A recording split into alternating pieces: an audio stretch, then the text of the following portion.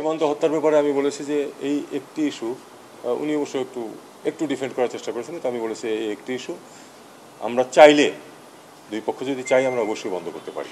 সীমান্ত নিয়ে আমি শুধু এটুকু বলেছি যে একটা দুই দেশের একটা যেটা গুরুত্ব দিয়েছে, আপনারা হয়তো দেখেছেন, সেটা হলো যে এটা পিপল সেন্ট্রিক হবে। এই সরকার আর সরকারের মধ্যে শুধু সম্পর্ক, মানুষের কোনো ভূমিকা থাকবে না সেখানে। মানুষ সন্তুষ্ট হলো অসন্তুষ্ট হলো, আমি তাকে এটাও বলেছি যে আছে কিছু সমস্যা, সেটা আমাদের আসলে দূর করতে হবে।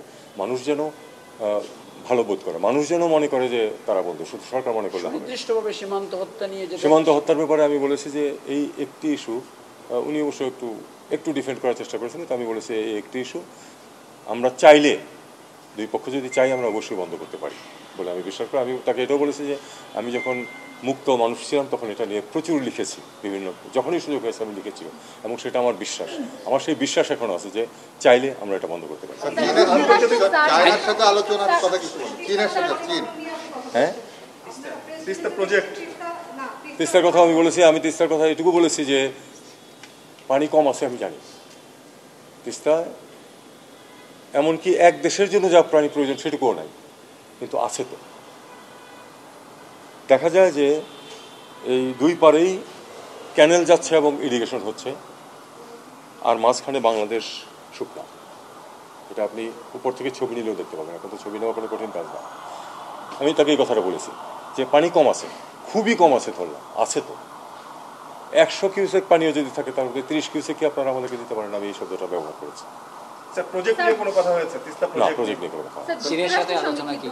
চায়নার সাথে কি জিডিআই বা বিআরআই এগুলো নিয়ে কোনো আলোচনা? হ্যাঁ, না, বিআরআই নিয়ে কোনো কথা হয় এরকম না।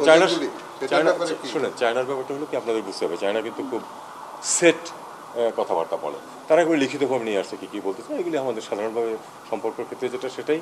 এবং আমিও তাদেরকে জানিয়েছি তাদের যেসব কনসার্ন আছে, তাদের ওই আপনি এই তাইওয়ান বলেন বা তিব্বত বলেন, এটা নিয়ে বাংলাদেশ সবসময় তাদেরকে আনইকুইভোকাল সমর্থন দিয়ে আসতেছে, এবং এখনও একই অবস্থানে বাংলাদেশ আছে সবসময়।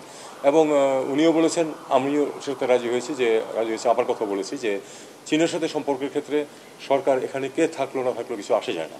চীনের সাথে বাংলাদেশের মানুষের সুসম্পর্ক আছে। আমি এটাও বলেছি যে আসলেই বাংলাদেশের মানুষ চীনকে পজিটিভ দৃষ্টিতে দেখে। কাজেই সরকার পরিবর্তন হোক আর যাই হোক, কালকে এক সরকার ছিল, আজকে আমরা আছি, কিন্তু আমাদের পরে আরেকটা সরকার আসবে। চীনের সাথে সম্পর্ক সবসময় ভালো থাকবে, আমরা সেটাকে গুরুত্ব দিই।